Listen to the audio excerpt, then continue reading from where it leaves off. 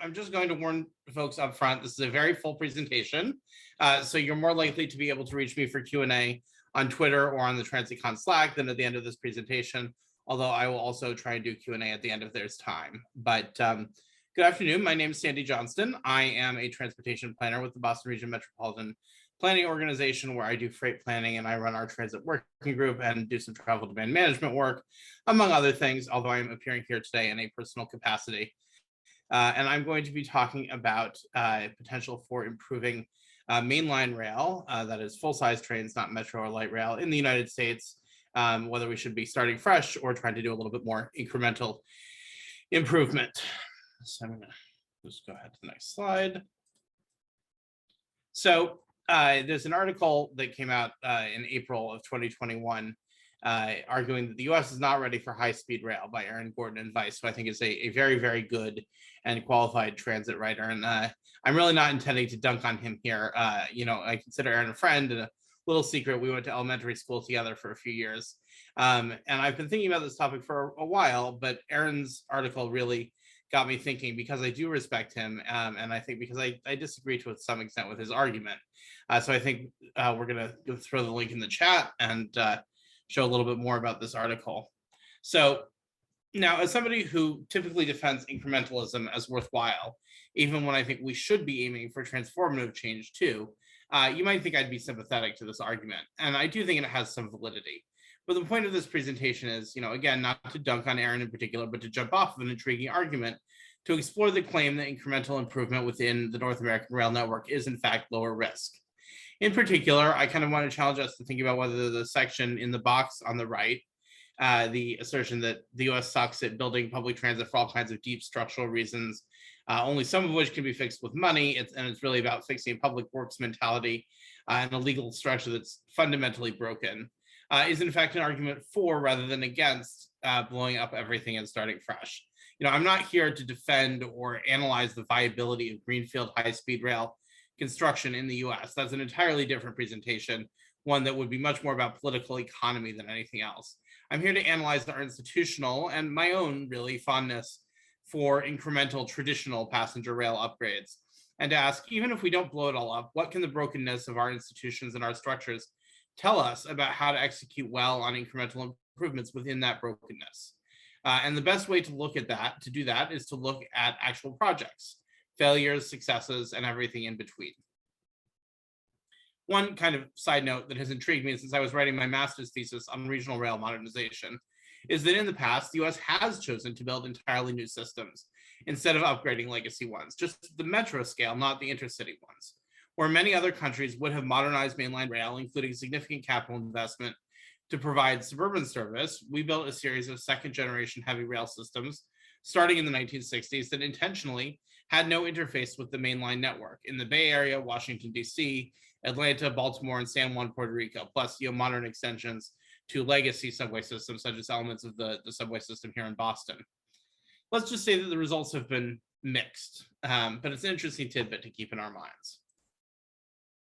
So I just want to be very clear that this is not intended to be a comprehensive listing or analysis of all the projects that I could have talked about. It's just a selection that I thought would be analytically useful. Lord knows if I'd been more thorough, we'd be here all day. And also I couldn't have done that and also my day job. So thank you to everybody who submitted ideas for projects to look at on Twitter. I'm sorry I won't be able to cover them all. One of the poster children for incremental rail improvements in this country is the Chicago to St. Louis linking corridor. It's also one of the examples of incremental improvement that Aaron mentions in his article. There's been a lot of public money, both state and federal, invested in the corridor over the past little more than a decade, and that investment has yielded some improvements in reliability and trip time, but projected timelines for improvements have not been met, not even close, and there's been no decisive breakthrough in speed, ridership, service, or ability to compete with cars or flying on this route. Indeed, one could argue that most of the benefits of these public funds have in fact accrued to the freight railroad that operates most of the line, the Union Pacific or UP, which got additional freight capacity out of the upgrades as well as being paid to perform much of the work. While it's now starting to move toward resolution, the speed upgrades on the Lincoln Corridor have been among the most disappointing aspects. I rode a train over Thanksgiving weekend of 2013 that was among the first to test 110-mile-an-hour running on a short section of the corridor. But that pilot ended in 2017, and large swaths of the corridor weren't upgraded to even 90 miles an hour, despite the tracks having been rebuilt years ago until just last month.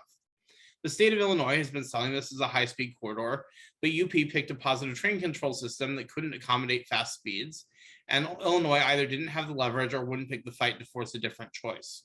As a result, passengers are only now saving a nice but not decisive 15 minutes, but it's taken a long, long time, and one might well question the value that the public has gotten on its investment in the line to this point. Aaron also mentions the Empire Corridor as an example of incremental upgrades, and as a former rider of this line when I lived in Albany, it's something I'm both familiar with and care a lot about. This slide, the map is from the New York State DOT, and I found on the Rochester City paper site, really shows how many of the actually planned and implemented improvements to the corridor, which there are positive, but they're fairly marginal. New signals, new tracks in a few stretches, and I'll talk about that more in a moment. And stations, especially, that's been the highest profile element of the capital improvements, is building new stations. Actual service improvements are lacking, and really at this point appear nowhere on the horizon. Many of the estimates for how much that work would cost appear somewhat sandbagged, and CSX, the freight railroad that owns most of the corridor, doesn't appear to be super cooperative with adding passenger trains at reasonable expense. So when I was living in Albany, I followed this particular project pretty carefully, adding a second track between Albany and Schenectady. It's actually between Albany and a location called Hoffman's, a little bit west of Schenectady. So this was funded as part of the ARRA, the stimulus bill in 2009. It was just to add back a second track in a corridor that had historically been part of the famous water level route, the New York Central Main Line, that had been up to 4 tracks or even more in places wide. And it opened in July of 2017. So there's your first problem, right? This was supposed to be a shovel-ready project, and it really, something that takes 8 years to construct for a relatively simple project, really almost makes a mockery of the concept of shovel-ready. The pre-construction phase, for what was, in the context of what we need to do to upgrade our systems incrementally, a really easy project, took 5 years. And then it took 3 years for construction on a relatively short segment. It did, to their credit, they did bring it in at a pretty reasonable cost of under $5.5 million a mile. So out in Washington State, we see the Point Defiance bypass, which many of you are probably familiar with from the very sad crash that happened there in 2017.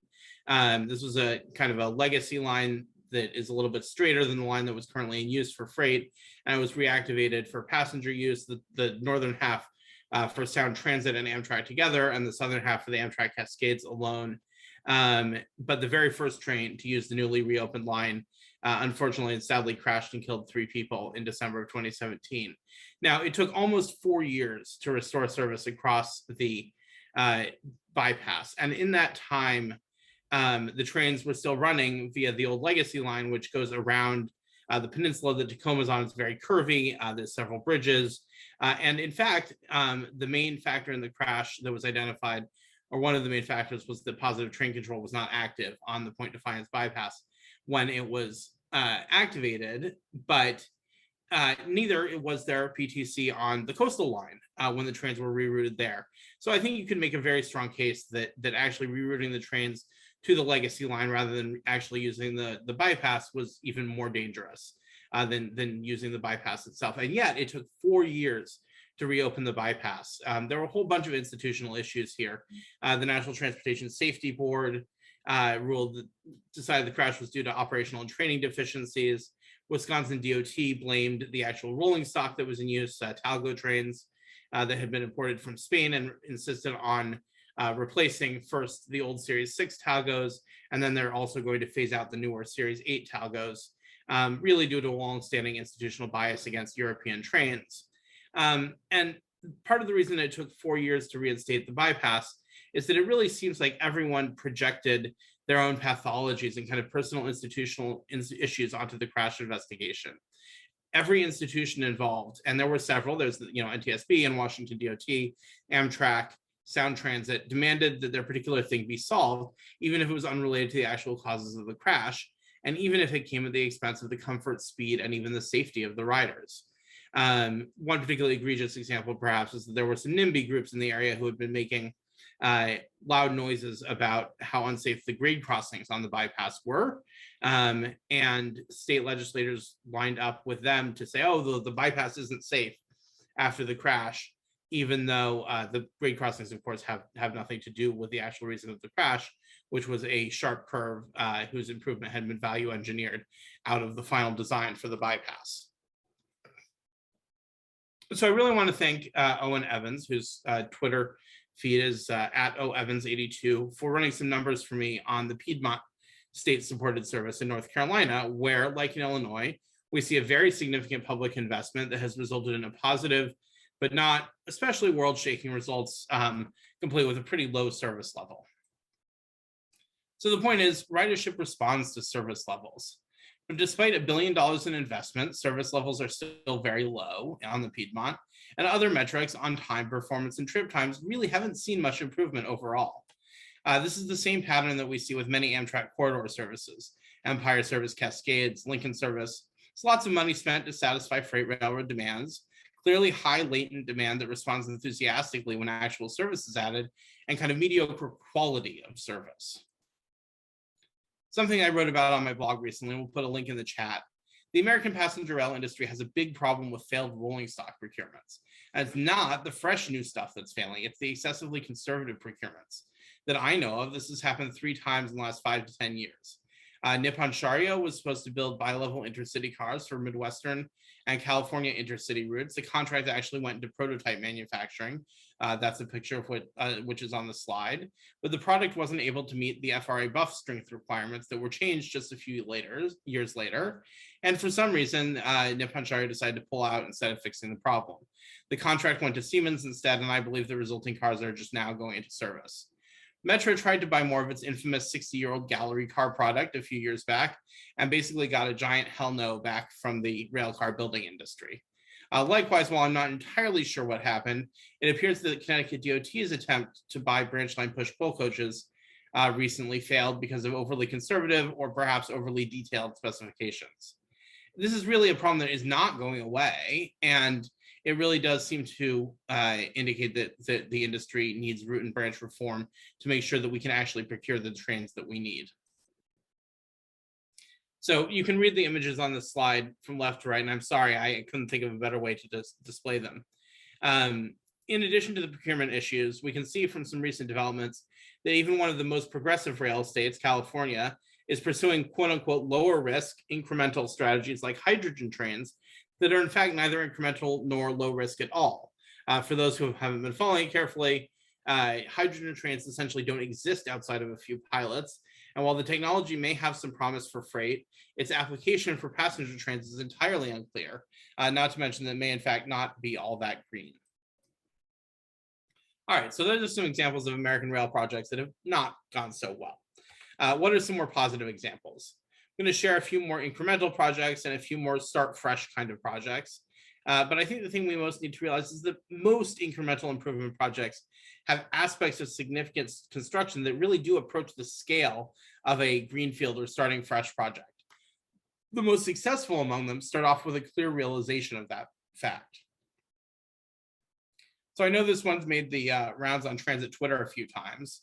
Former Amtrak President David Gunn's rebuild of the Keystone Corridor, the line between Harrisburg and Philadelphia, is a notable example of a really good incremental upgrade to a legacy line. But what's most notable is that to accomplish that work, he really needed to completely evade the existing structures of both bureaucracy, that is within Amtrak, and governance, that is Amtrak's relationship to the federal government in this time period, the Bush administration. Even in the best of circumstances, though, sometimes incremental upgrades aren't really that transformative.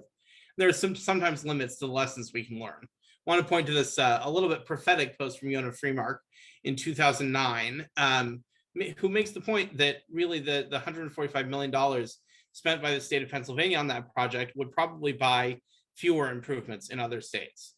That when you're building off of a strong legacy basis, even a strong passenger primary legacy basis like the Keystone line, that's really going to get you further. And even if you make these kinds of incremental upgrades, even if you double ridership, that might not create any huge mode shift.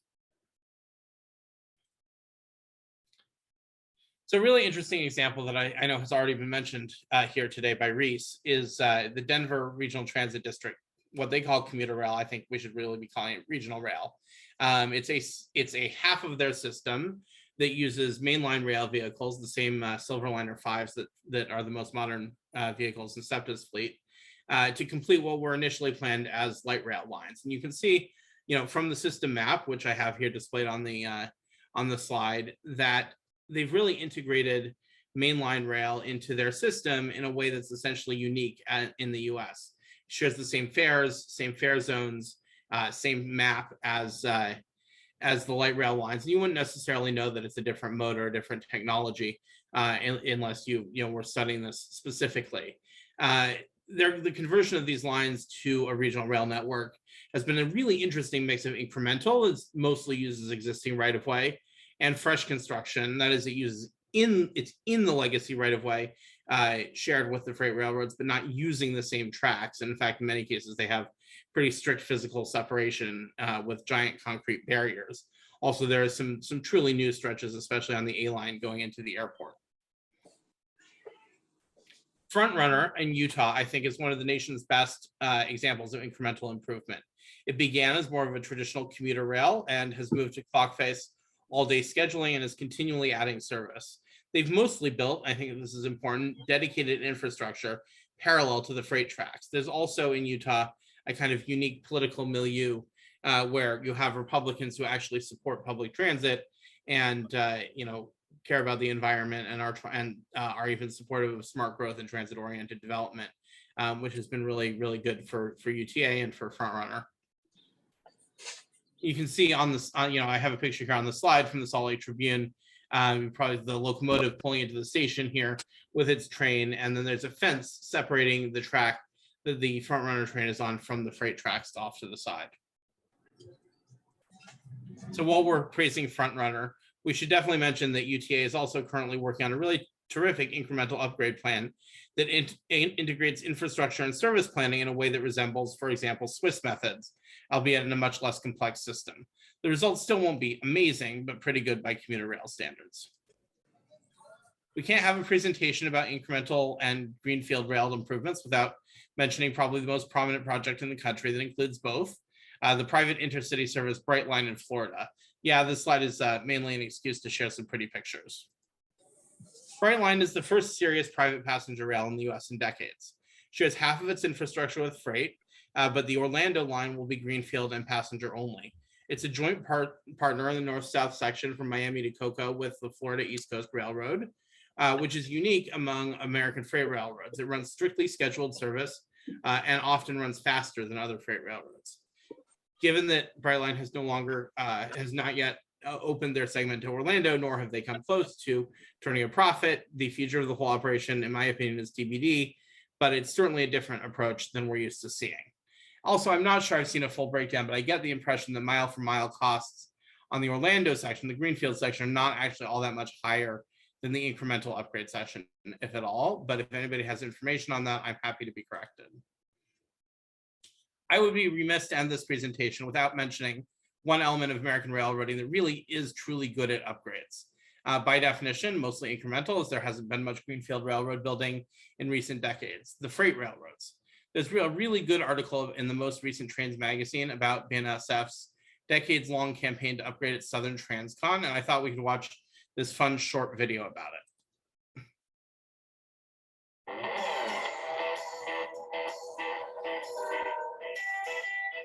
BNSF's capital expansion on the Southern TransCon is focused on improving efficiency and service to customers. The Southern TransCon is a rail superhighway connecting the Southern California region and the Midwest. At certain points on that journey, trains must stop for crew changes or fueling.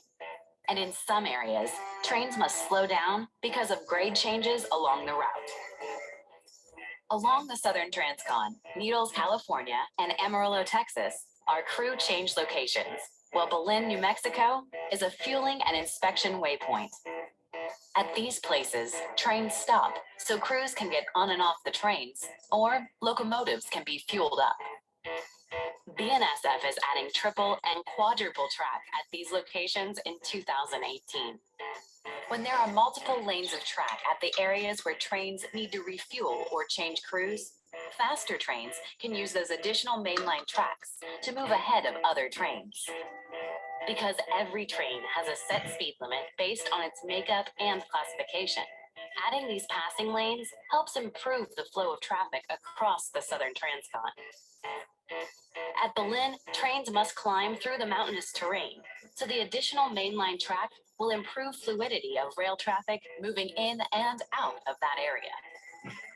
The capacity expansion projects at Needles, Berlin, and Amarillo will improve service by keeping traffic flowing safely and efficiently across the BNSF Southern Transcon. All right, so I think we can end it there. I just wanted to point out, especially what we're learning from this is that BNSF is very interested in making strategic capital investments that are based on service planning. And even if a freight railroad isn't as strictly scheduled as a passenger railroad, which in the US it typically is not, that we can learn a lot from institutions that do execute these kind of integrated service capital upgrades competently. Done. Sorry. So what can we learn from all of this? There are a few characteristics that I pulled out while I was putting this together of incremental mainline railroad improvements in the US. First, there are some challenges. The timelines are often very long, much longer than you would like for an incremental upgrade. There's considerable risk, both in time and budget. Sometimes you might say the cost benefit of some of these investments is questionable, especially given poor service outcomes, and especially that often reliability is still not especially good after we're pouring public money into these projects. And finally, the most important thing, especially given that we know that additional service will draw additional ridership, is that we're not providing the kind of service that we'd like to be doing relative to international standards. But there are lessons about how you can succeed, right? You have to break, I think this is really critical, you have to break the paradigm in some way, whether that's separating the tracks out and controlling your own tracks, or doing something like Brightline, where you have this public-private partnership element, or partnership between joint venture between a freight company and a passenger company. You have to blow up the institutional paradigms in some way. Controlling your own infrastructure, really, really critical, and we'll talk about that in a moment. Also know that, like something like Frontrunner or Denver RTD, an incremental project might involve capital complexity and expenditure nearly equivalent to a greenfield project. So you should go into it with honest and open eyes about what you're getting yourself into. So the biggest challenge that we have here in the US is the need to share tracks and right-of-way with freight trains. And I put, is it solvable on this slide as a question, because I don't know if it is. I think it's a really big challenge. Control over tracks, everybody wants it. People are institutions are unwilling to share, and in many cases, it's actually very understandable that everybody kind of wants that control. Part two is that we can't just kick freight rail off of what we want for passenger corridors, even if we had the political will and the money to do so. We do want to encourage rail freight, and I don't say this just because I'm a freight planner, but it's a cleaner, greener way of moving freight and goods around the country than by truck. It also takes trucks off of the roads, which improves road safety, especially for bicyclists and pedestrians. One kind of technical issue, but one that's at the political forefront right now, is that freight railroads often insist on capacity modeling for hypothetical and uncertain future needs if somebody proposes a passenger improvement, rather than basing the analysis on actual usage now or what's planned in the foreseeable future. In some cases, those concerns are legitimate. In other words, it's pretty clearly being used to block being willing to share tracks with passenger trains. There are platform and clearance issues, which I'm sure many folks here know about, that freight railroads don't like running freight trains next to 48-inch high platforms, which is the standard in much of the eastern US, also being used in Denver, because freight trains sway, because there's some wide loads, because sometimes freight crew members ride on the outside of trains, even though they're really not supposed to. And so this results in sometimes moving the passenger trains over to a dedicated freight platform track, or putting in a gauntlet track or something that involves additional expense to meet ADA requirements. In many cases, American freight railroads are allergic to electrification, Given our tax regimes, it's somewhat understandable for their own purposes, but even when somebody else proposes to pay for it, there's often a very negative reaction that doesn't seem totally rational, because there's no real technical reason why freight and wires can't coexist, even double stack freight, as is often brought up. And so that's kind of something that might be changing, but a knee-jerk opposition that has been around for many decades. And then to come back to the point I made on the previous slide, mitigating the concerns from the freight railroads really might require greenfield scaled construction in many circumstances anyhow. So remember, I can't answer the question about whether greenfield high-speed rail is more viable than the situation I've described here, because that's really a question of political willingness to solve difficult problems in a way that will often piss people off. But I hope I've illustrated a few of the challenges involved and interrogated the assumption that incremental upgrades are necessarily easy, cost-effective, or low risk. Going back to Aaron Gordon's article that I cited at the beginning, I really do think that one thing we can all agree on is that we do need serious systemic change.